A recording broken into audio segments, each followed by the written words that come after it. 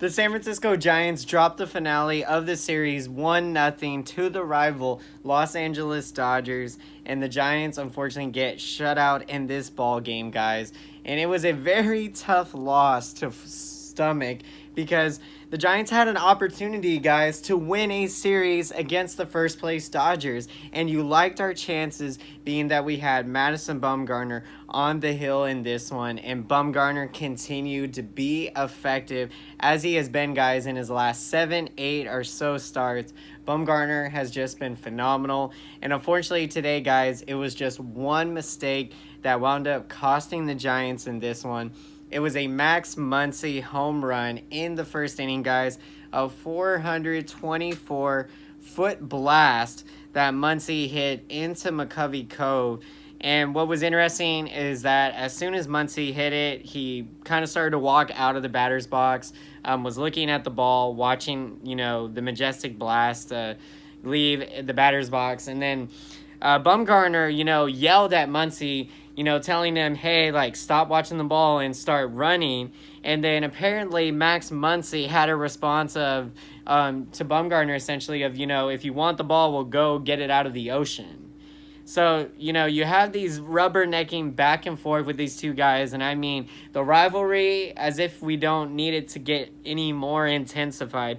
I mean, the intensity level of these two ball clubs picked up to a whole nother new level, guys, already just in the top of the first inning. And so here you're going. Here we are, guys. We are in for a battle. We are in for a showdown in this game.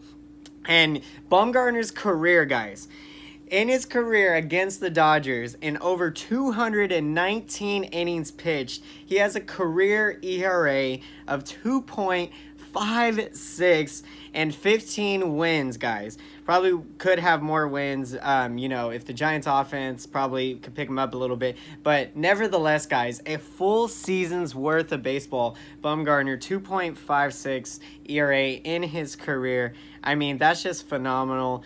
And to do it against your rival, a team like the Dodgers, and not only that, but you look at how good that they have been over the years, the lineups that they have probably been trotting out there, and Bumgarner has been able to contain that lineup over the course of that many years and that many starts. So, I mean, that is a proven track record to the, capabilities of what Bumgarner can do.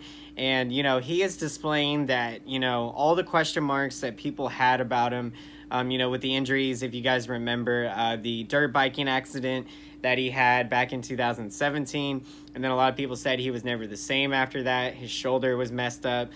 Coming into 2018, had a freak injury. The last game of spring training that he was pitching, a line drive came right back up the middle and, basically nipped his finger. And so, he had to miss about a month or so to start out the 2018 season.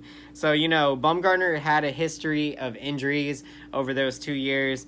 And so then you started to wonder, what was to come of Bumgarner. And in the first month of this year, guys, Bumgarner was out of whack. I think his mechanics were off and, his delivery was out of place.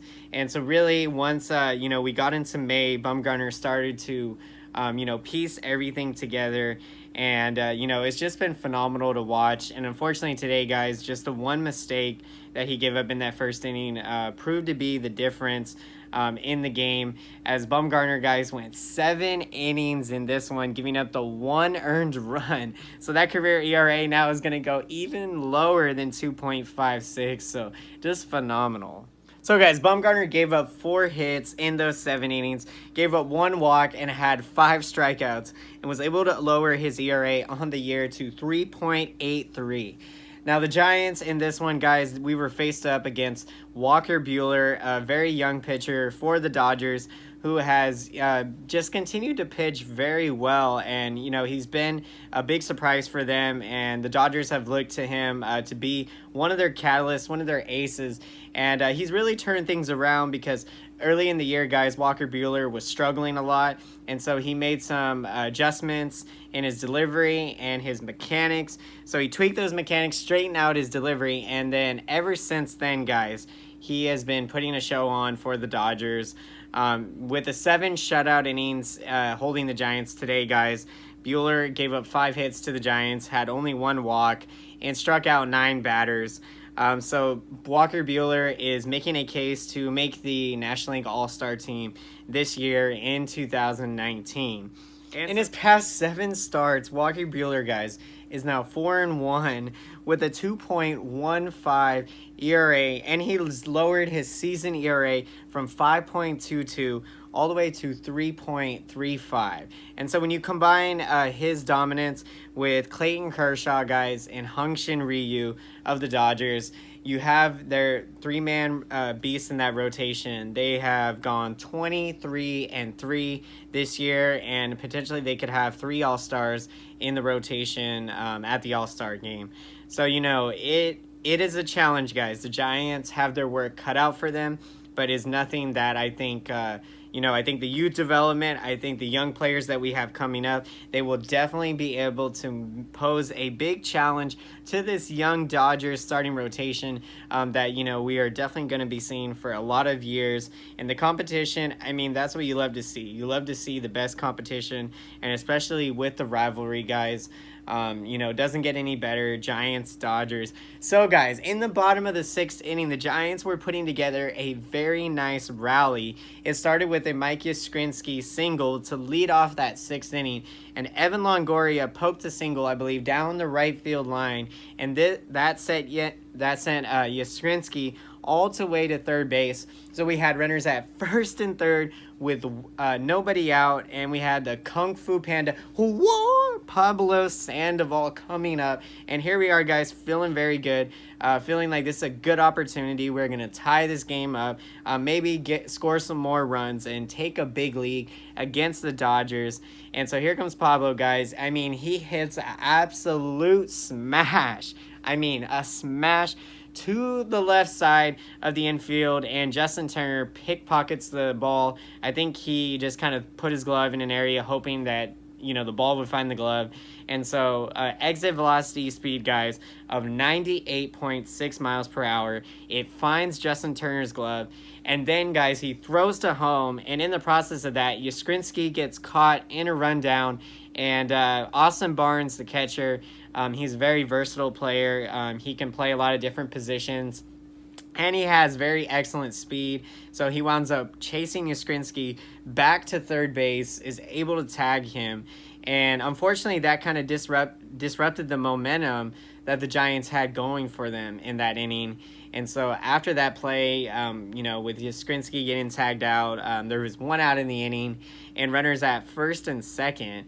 And Walker Buehler wound up pitching through trouble. And the Giants weren't able to get across the board in that inning. And, losing 1-0 is tough. Getting shut out is tough at home. And it's just unfortunate because, then you look back to these moments in the game because, Sandoval did everything right. And unfortunately, the ball found a glove. And Yastrzemski, again, it's hard to say whether he was wrong in what he did because – usually with nobody out, they say unless you're for sure, you take off. But I think in that instance, you had to think that, for sure it was a safe bet to go because even if, with just how fast the ball was coming, you would think that there would be a slight window of opportunity for Yastrzemski to be able to score on that play. But things didn't work out for the Giants in their favor in that case. And so, guys, among the Giants' 5 hits in the game, it came from Joe Penning, Mike Yastrzemski, Evan Longoria, Kevin Pillar, and Brandon Crawford. So 5 hits in the game. That was what we were able to muster. And so, guys, we're going to move on from this series. And as we look ahead to the future, to the San Francisco Giants' next game, they're going to be playing on Tuesday night against the Padres. And this is going to be a good one as we got Tyler Beede going. He is 0-2 with an 8.15 ERA and 18 strikeouts on the year. It has been a struggle for Beede, guys, but he showed very big strides of improvement in spring training. And really the big thing for Beede is really being able to command his stuff. He has electric stuff, and he has very high confidence in his stuff. to get big league hitters out. But the command has been off, and, he's been reluctant to walking a lot of batters. And so that has not helped Tyler Beede's case.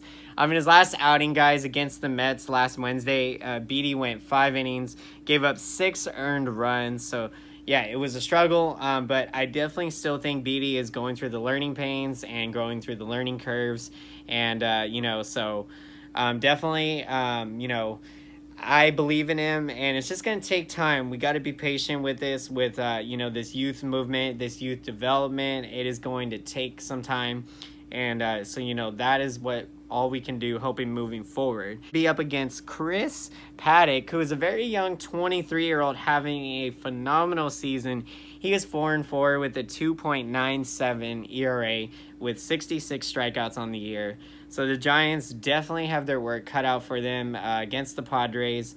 It is definitely going to be a huge matchup as we get to Tuesday. So guys, I hope you enjoyed today's video. If you did, be sure to smash that like button, as the feedback very much appreciated, guys, and it definitely helps support the channel. And so guys, comment down below. I would love to hear your opinion and your perspective on all things San Francisco Giants. It was definitely a bummer to not win the series against the Dodgers over the weekend, but nevertheless, guys, how are you feeling about the continued dominance of Bumgarner's pitching? And do you think that could mean that his services will definitely be more coveted at the trading deadline?